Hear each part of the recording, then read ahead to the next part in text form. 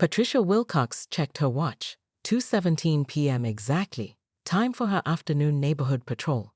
Armed with her pink clipboard, gold-plated HOA E4C mean tea badge, and phone camera, she stepped onto her porch. The neighbors called her HOA Karen in whispered conversations and private text chains, a fact Patricia secretly knew and wore as a badge of honor. In her mind, someone needed to maintain standards in Sunny Meadows Estates. As she documented Mrs. Henderson's unapproved wind chimes, the piercing wail of sirens shattered the afternoon calm. Patricia's head snapped up like a predator sensing movement. An ambulance careened around the corner, its lights flashing urgently against the pristine facades of this $750,000 homes. To her horror, the vehicle screeched to a halt directly across from the community's prized cherry blossom trees, partially blocking the decorative brick-paved roundabout that Patricia had personally campaigned for last spring. "Absolutely unacceptable," she hissed, snapping several photos as paramedics rushed into the Miller residence. The ambulance's rear doors hung open, equipment visible inside, another violation of the closed storage policy she'd implemented last year. Patricia's thumb hovered over her recent calls list. At the top was Ted from City Planning, whom she berated yesterday about a neighbor's unauthorized shade of beige. Below that was the police non-emergency line, which she'd called 3 times this week. But this was different. The ambulance was blocking a full 3.5 inches of the shared roadway, beyond what emergency vehicles were allotted in the HOA handbook she'd revised herself. Without hesitation, Patricia dialed 911. "Emergency services. What's your emergency?" The dispatcher answered. "This is Patricia Wilcox, Vice President of the Sunny Meadows HOA," she announced, her voice sharp with authority. "There's an ambulance illegally parked on Magnolia Circle. It's blocking our roundabout and violating at least 7 different HOA provisions. I need officers here immediately." "Ma'am, did you say you're calling about an ambulance responding to an emergency?" the dispatcher asked, confusion evident. "The emergency," Patricia snapped, "is that they didn't file the proper emergency vehicle accommodation form. We have procedures." The dispatcher's pause was lengthy enough that Patricia checked her phone to ensure the call hadn't disconnected. "Ma'am, I need to be very clear. You're calling 911 because an ambulance responding to a medical emergency didn't fill out your HOA paperwork." Patricia's nostrils flared.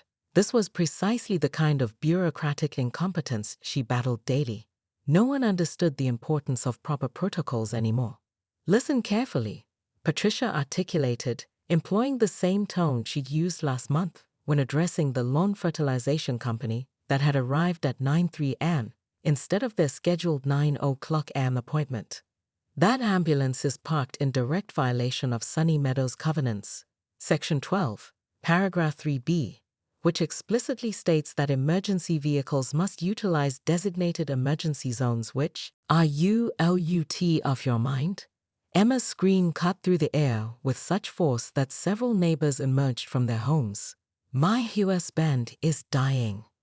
Officer Bennett moved swiftly, physically escorting Patricia away from the ambulance. "Ma'am, step back now." Several neighbors had begun filming the scene on their phones. Across the street, retired Judge William Hargrove had emerged from his home and was recording everything while narrating loudly. "This is Patricia Wilcox, HOA tyrant, physically obstructing an ambulance during a cardiac emergency." As the paramedics loaded Robert into the ambulance, Patricia broke free from Officer Bennett and slapped a pre-printed "You'll be hearing from our attorneys," she shouted. Officer Bennett had seen enough. "Patricia Wilcox, you're under arrest for obstructing emergency medical personnel." As he recited her rights, the crowd of neighbors erupted in spontaneous applause. Patricia's mugshot hit the neighborhood Facebook group before she even finished processing at the station. By midnight, #HOA Karen was trending locally on Twitter. By morning, the story had gone national. "Suburban Tirant, KL's 911, on Ambula ANC," screamed the headline on the local news. The bodycam footage from Officer Bennett played on repeat, Patricia slapping the violation sticker on the ambulance while Emma Miller sobbed in the background. 3 days later, Patricia sat alone in her living room, the blinds drawn. Her phone pinged constantly with notifications from journalists, neighbors, and internet strangers. The most recent message was from her employer. In light of recent events reflecting poorly on our company values, a knock at the door startled her. Through the peephole, she saw Zach Miller. Patricia opened the door a crack. "What do you want?" she asked, her voice hollow. "Dad's asking for you," Zach said simply. "What?" "He watched the video in his hospital room. He wants to talk to you." An hour later, Patricia stood awkwardly at Robert Miller's bedside. His chest was covered in monitoring equipment, but his eyes were alert. "Patricia," Robert said weakly, "sit down." She perched on the edge of the visitor's chair. "Do you know what I thought about when I was dying on my living room floor?" Robert asked. Patricia shook her head. "Not whether my landscaping met HOA standards," he said with surprising gentleness. "I thought about my kids, my wife, the science club kids I wouldn't see graduate." Tears welled in Patricia's eyes for the first time in years. "I've been teaching in this community for 20 years, Robert continued, "and I've watched you drive away 3 families with your fines. Made Mrs. Abernathy cry at a meeting over her daughter's wheelchair ramp. All for what? Property values." "The rules are there for a reason," Patricia whispered, but there was no conviction in her voice. "The community's organizing a blood drive in my name next weekend," Robert said. "They need a detail-oriented organizer." He paused, studying her face.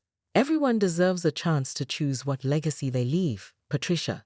As she left the hospital, Patricia's phone pinged with a notification. The HOA board had unanimously voted to remove her. Outside, Zach was waiting by her car. "He asked you to help with the blood drive, didn't he?" the teenager asked. Patricia nodded, unable to speak. "That's my dad," Zach said with a small smile. "He thinks everyone deserves a second chance to be better." He handed Patricia a folded paper. "The details for the blood drive. Dad said to tell you the permit's already been filed with the city." As Patricia drove home, she passed the Miller house. The neighbors had covered the lawn with flowers, cards, and a giant banner reading, "GT well soon in Azar." Miller. None of it was HOA compliant. For the first time, Patricia didn't reach for her citation pad. "We have limited resources for actual emergencies," the dispatcher interrupted. "This is an actual emergency." Patricia's voice rose an octave.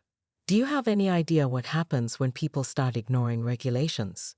First, it's an ambulance parking wherever it pleases, then it's unapproved mailbox colors, and before you know it, we're living in utter chaos with inflatable Christmas decorations in July."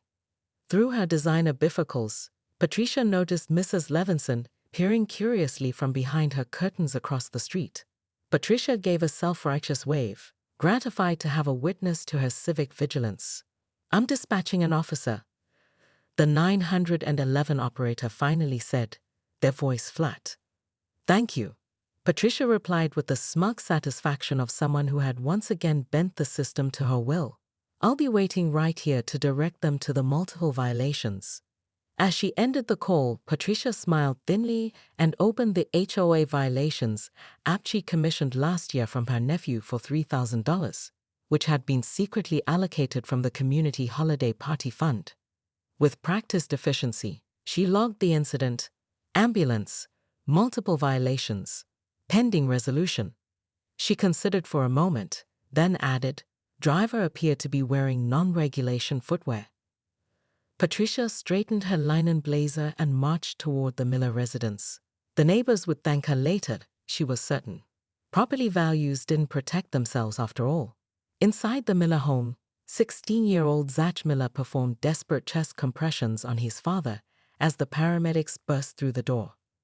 Robert Miller, beloved high school science teacher, community softball coach, and father of 3, had collapsed mid-sentence while helping Zach with his physics homework.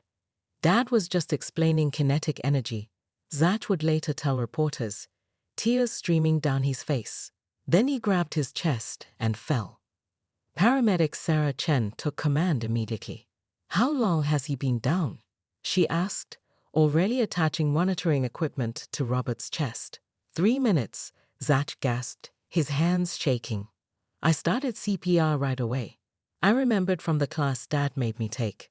In the kitchen, Emma Miller frantically searched for her husband's medication while on the phone with her older daughter Madison, a nursing student at the State University.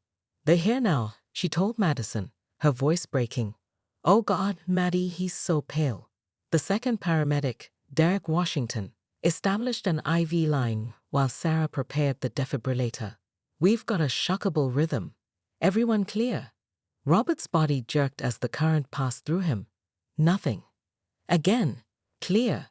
Outside, Officer James Bennett pulled up behind the ambulance, bewildered by the dispatcher's explanation. Some lady from the HOA called 911 on the ambulance. As he approached, he noticed a thin woman in pressed khakis marching toward him, waving what appeared to be a laminated rulebook.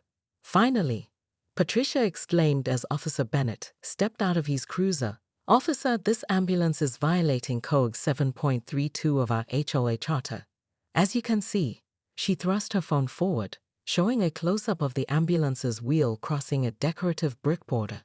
Inside the house, the paramedics had achieved a pulse. "We need to move now," Sarah shouted.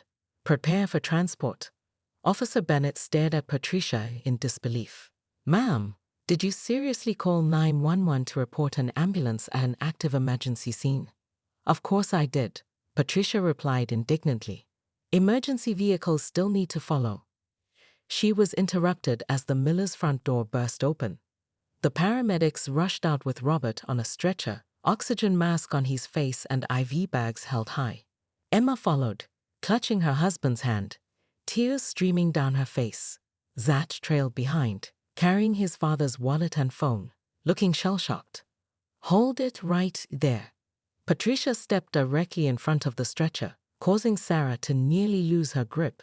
"You need to move this vehicle immediately. It's blocking the